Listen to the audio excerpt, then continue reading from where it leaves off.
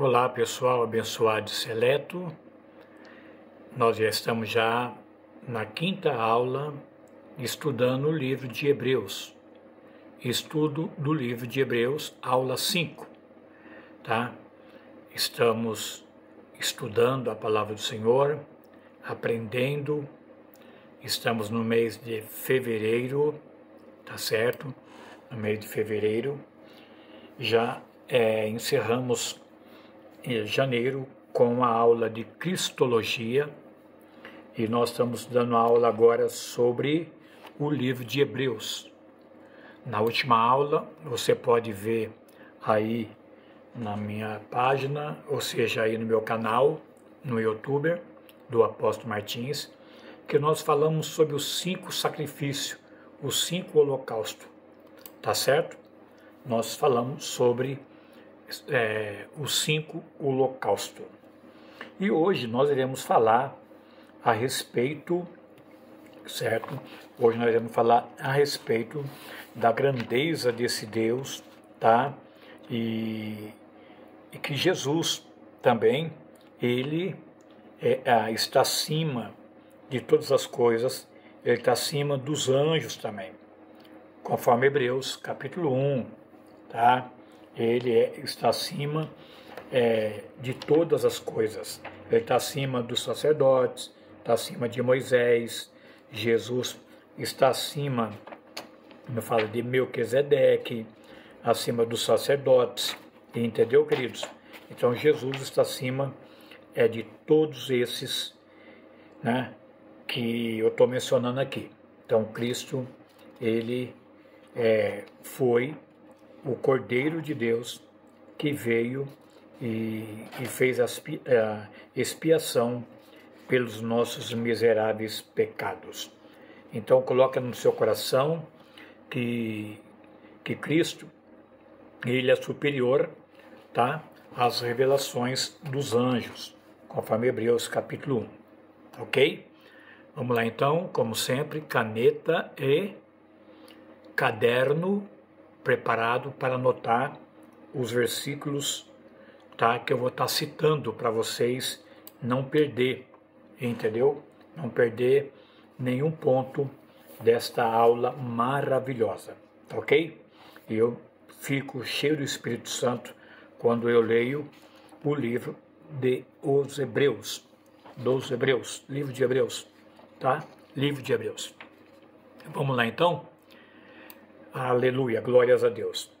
Então, queridos, você já sabe que nós falamos sobre os 5 holocaustos, tá? Vocês aprenderam que 3 era voluntário e 2 era obrigatório. Não esqueça disso.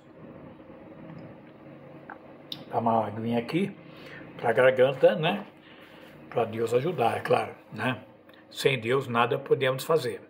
Isso é fundamental vocês colocar isso no coração de vocês, tá? Nunca esqueça que sem Deus nós nada podemos fazer.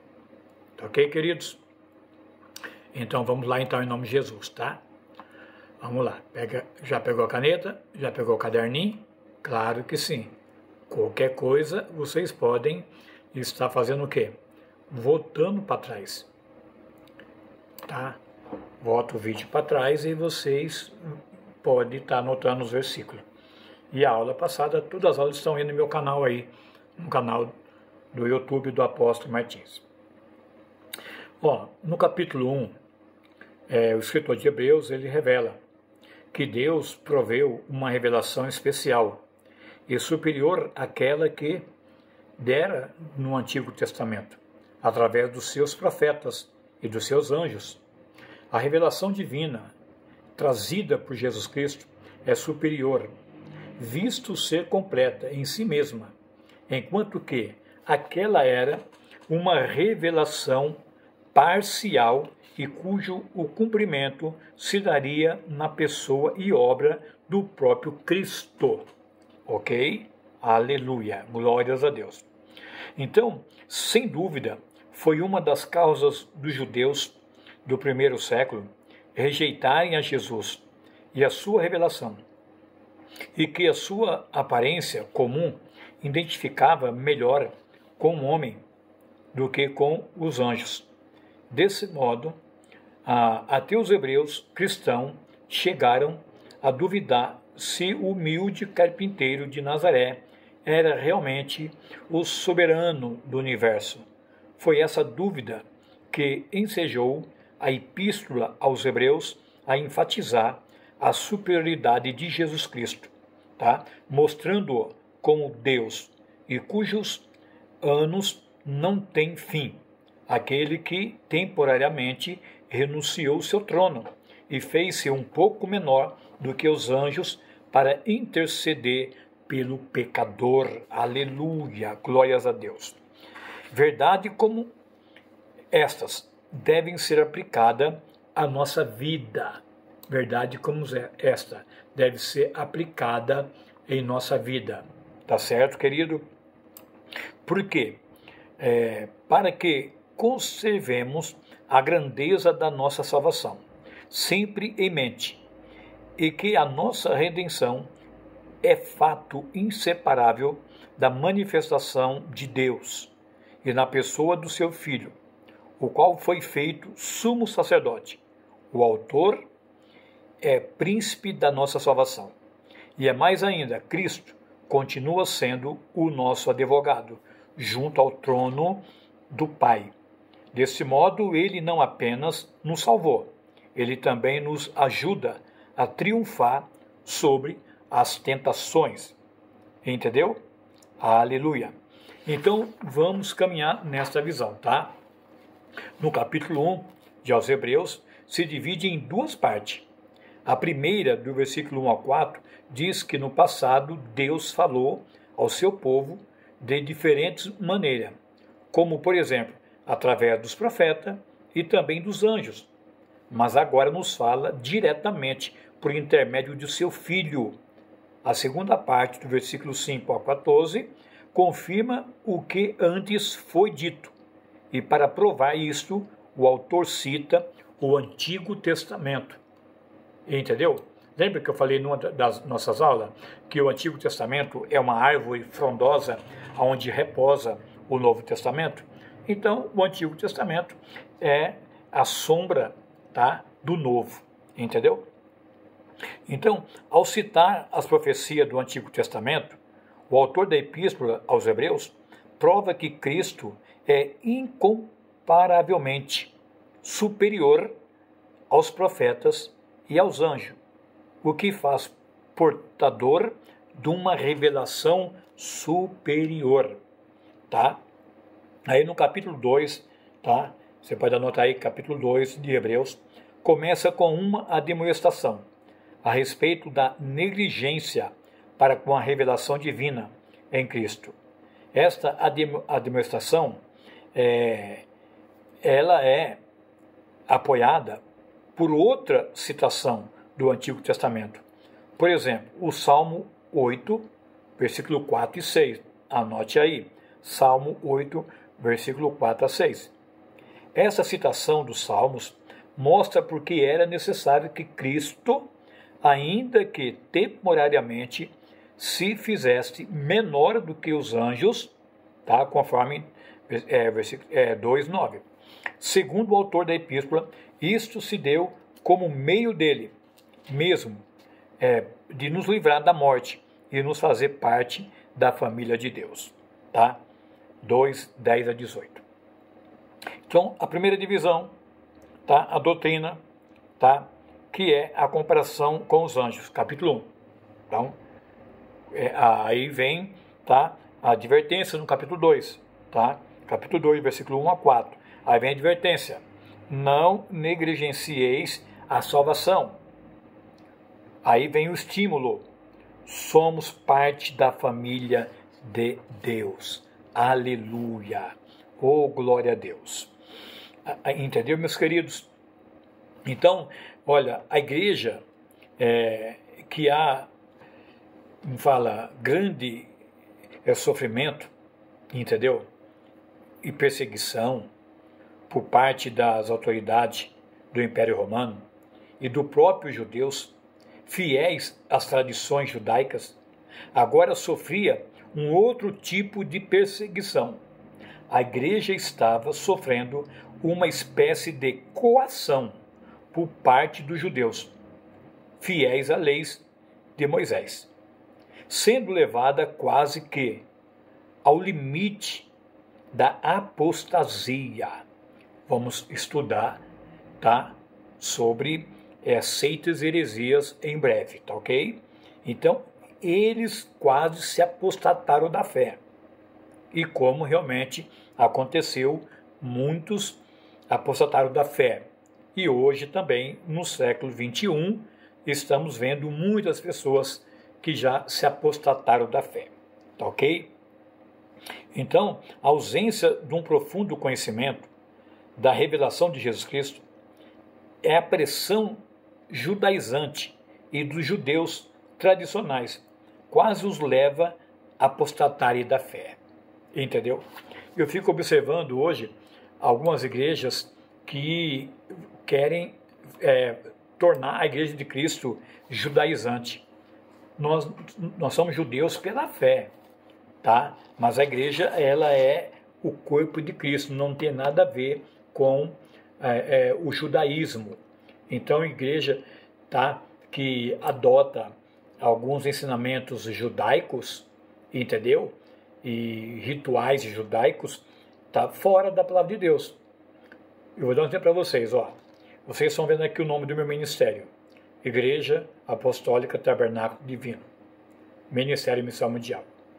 Ela foi fundada em 5 de abril de 1990. Tá ok? 5 de abril, 5 de abril, porque minha esposa faz aniversário dia 6 de abril. Então, dia 5 de abril de 1990, nós registramos no 3º cartório, tá? Essa igreja. E o símbolo que Deus nos entregou, mesmo antes de a gente abrir esse ministério, foi a Arca da Aliança. A Arca da Aliança. Então, nós temos uma arca, tá? Uma arca simbolizando a Arca da Aliança, tá? No nosso ministério. Por quê? Porque a igreja chama tabernáculo. Chama tabernáculo. Então, é um símbolo, é um logotipo. Como o Evangelho representa a cruz, deu para entender? O Evangelho representa a cruz, e ao mesmo tempo a cruz se tornou um objeto de maldição, aí interpreta você como você quiser. Aí é com você, aluno. Aí é com você, aluno. Entendeu? Aí você vai interpretar segundo o que você achar. Porque a cruz é o símbolo da maldição. Porque está escrito: maldito todos aqueles que forem crucificados. Então Jesus se tornou maldito, porque ele foi crucificado. Pedro, que foi crucificado de ponta cabeça, também se tornou maldito. Você entendeu? Então a cruz é maldição, é símbolo de maldição. Enquanto que a Arca da Aliança era e é o símbolo, tá, da aliança de Deus com o seu povo judeu, com o seu povo hebreu. A presença de Deus era representada pela arca. E agora o Cristo ressuscitado, tá? Cristo, ele é superior a todas essas coisas do Antigo Testamento, tá? Então Cristo, ele é a base da nossa fé, entendeu? Quando nós olhamos para a cruz, sabemos que ele se tornou maldito ali, conforme a lei, tá? Se tornou maldito. A gente vê o quê? Uma cruz sem ninguém, vazia. Ele não está crucificado. Ele saiu da cruz e foi colocado no sepulcro. E lá no sepulcro também ele não se encontra, porque ele foi ressuscitado, conforme ele mesmo havia dito, que ele iria ressuscitar no 3º dia. Deu para entender? Então vamos lá, caminhando aqui, pessoal. Então, saiba que no capítulo 1, tá? No capítulo 1, versículo 2 e 3, assim está escrito: a quem constituiu o herdeiro de todas as coisas, pelo que também fez o universo. Ele é, tá?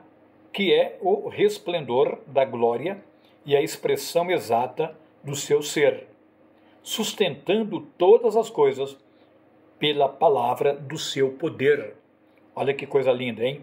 Então, o primeiro capítulo de Hebreus contém uma das melhores descrições de Cristo existente na Bíblia. Ele mostra Cristo como o Rei Supremo do Universo e que ele deixou o seu trono de glória para vir à terra e habitar entre nós. Aleluia! Glória a Deus! Dê glória a Deus aí, vaso de Deus, porque temos um Deus que se fez homem e desceu da sua glória e habitou entre nós. E segundo o apóstolo João diz que eles viram a glória do unigênito do Pai. Eles tocaram em Cristo. Que coisa linda, hein, pessoal? Deixa eu falar para vocês. Nós também iremos ver o Senhor como Ele é. Tá? Iremos ver o Senhor como Ele é. Isso é se nós permanecer na sua palavra. Ok? Então vamos lá. Cristo, ele é o herdeiro e sustentador de todas as coisas. Tá ok? Isso indica que todas as coisas pertencem a Ele, inclusive a nossa própria vida. Entendeu? A minha vida, a sua vida também pertence a Ele. Aleluia, glórias a Deus. Aleluia. Porque Ele é soberano sobre todo o universo. Ele é soberano. Ele é soberano sobre todo o universo. E o versículo 3 descreve a Cristo como sustentador do mundo. Isto se constitui numa das melhores declarações da sua divindade. Compare essa verdade com o versículo 10, esse mesmo capítulo que nós estamos lendo. Tá? O Pai está falando com o Filho quando diz: no princípio, Senhor, lançaste os fundamentos da terra, e os céus são obras das tuas mãos. Aleluia! Oh, glória a Deus! Digno de notar que o Pai chama o Filho de Senhor. E também as palavras no princípio mostram que Cristo cooperou, na criação do universo. Se você ler direitinho, você vai ver. Que coisa maravilhosa, hein? Oh, aleluia! Irmãos, deixa a gente permitir que o Espírito de Deus venha nos converter, tá ok? Agora, no capítulo 2 do mesmo livro aqui de Hebreus, nós vamos ler o seguinte: não sejais negligentes com relação à salvação. Tem pessoas que são negligentes e acaba perdendo a salvação. Por que acaba perdendo a salvação?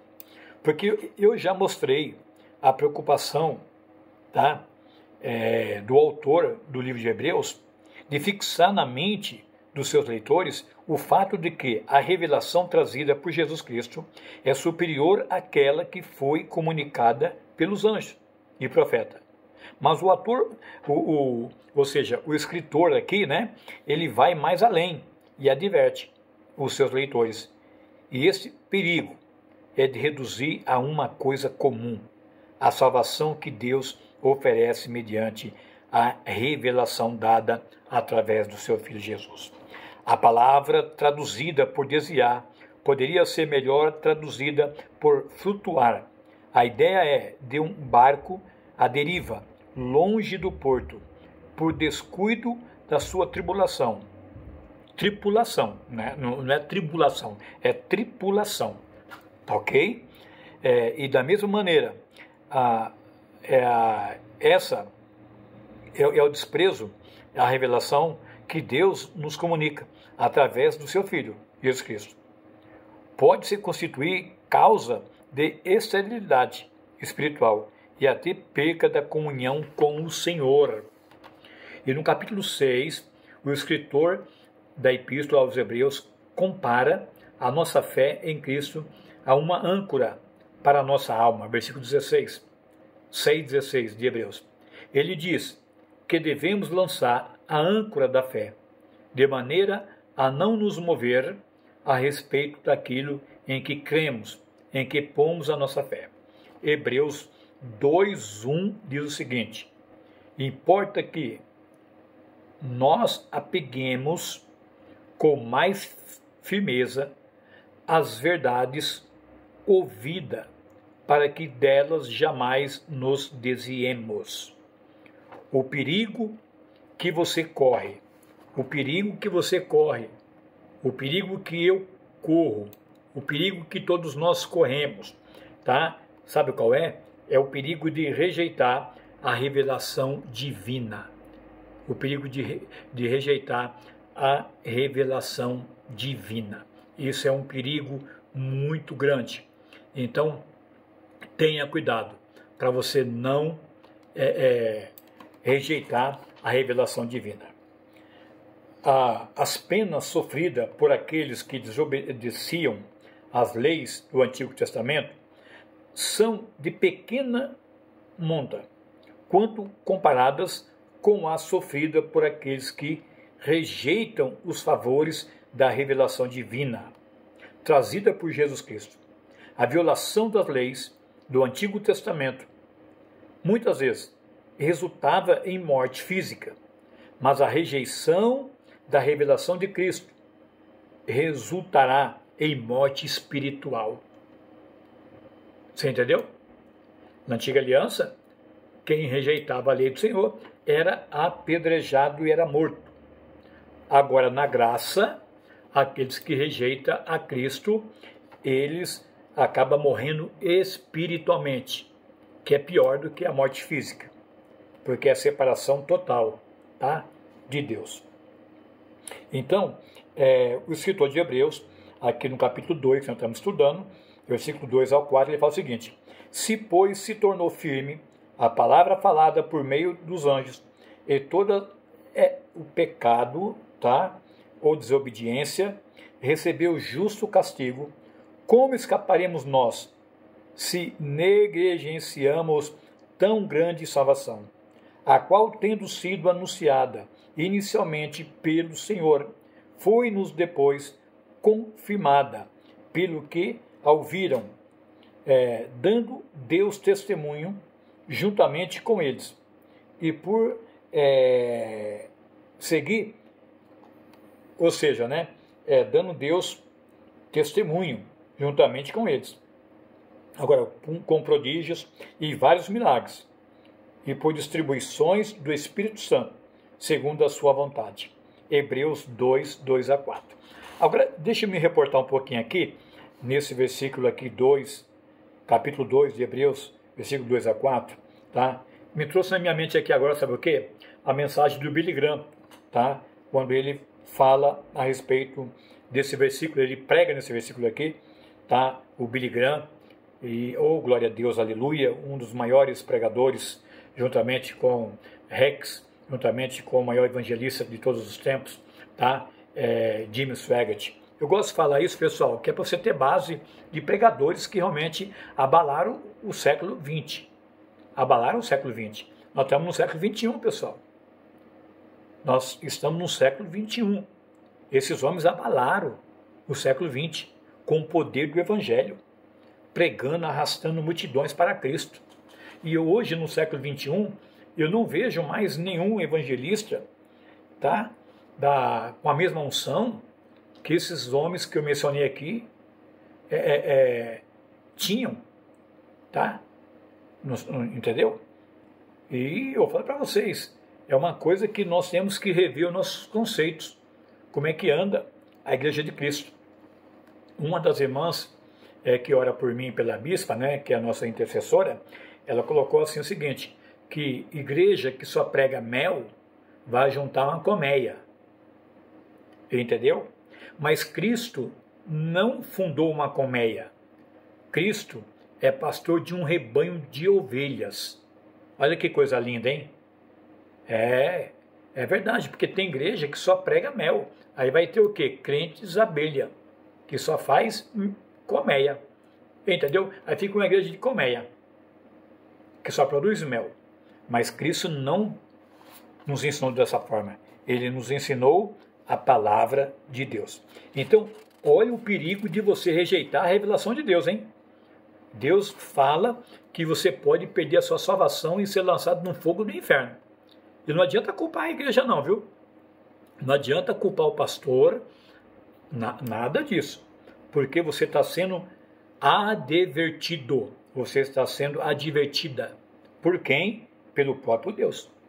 Então, abraça o evangelho, tá? Se Deus aqui, olha como o escritor fala o seguinte: se, pois, se tornou firme a palavra falada por meio dos anjos, e toda transgressão e desobediência recebeu justo castigo, como escaparemos nós se negligenciamos tão grande salvação, a qual, tendo sido anunciada inicialmente pelo Senhor, foi-nos dado também depois e confirmada pelo que a ouviram, dando Deus testemunho juntamente com eles, por sinais, prodígio e vários milagres, e por distribuições do Espírito Santo, segundo a sua vontade.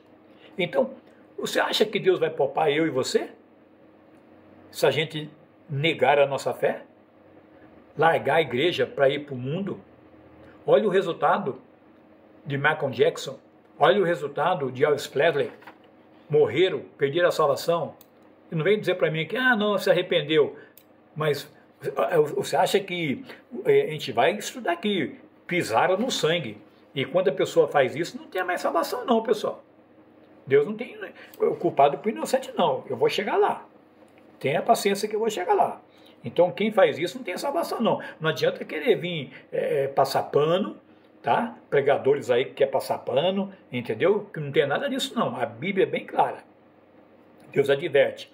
Não podemos ser negligente em relação a tão grande salvação que é nos dada. Porque se os anjos, se os anjos que vieram, pregaram, e aqueles que foram rebeldes, ele não perdoou, muito mais agora o Deus Todo-Poderoso, na teofania humana, a saber, Jesus Cristo. Então, Hebreus 1,14, diz o seguinte: não são todos eles, os anjos, espírito ministradores, enviados para serviço a favor dos que hão de herdar a salvação? Os anjos são enviados para o serviço, a favor daqueles que hão de herdar a salvação. Hebreus 1,14. Hebreus 2,5. Pois não foi os anjos que sujeitou o mundo, que há de vir, sobre o qual estamos falando. Não foi os anjos. Então, a expressão sobre o qual estamos falando refere-se à salvação plena, a qual herdamos por graça divina. Isto não indica que não sejamos salvos no presente. Refere-se, sim, à plenitude da salvação a ser alcançada, no momento da glorificação dos filhos de Deus. Então, o autor aqui do livro de Hebreus, ele explica como, pela queda, o homem perdeu o direito de governar o mundo, dependendo assim de alguém que viesse a redarguir esse direito perdido pelo homem. Entendeu?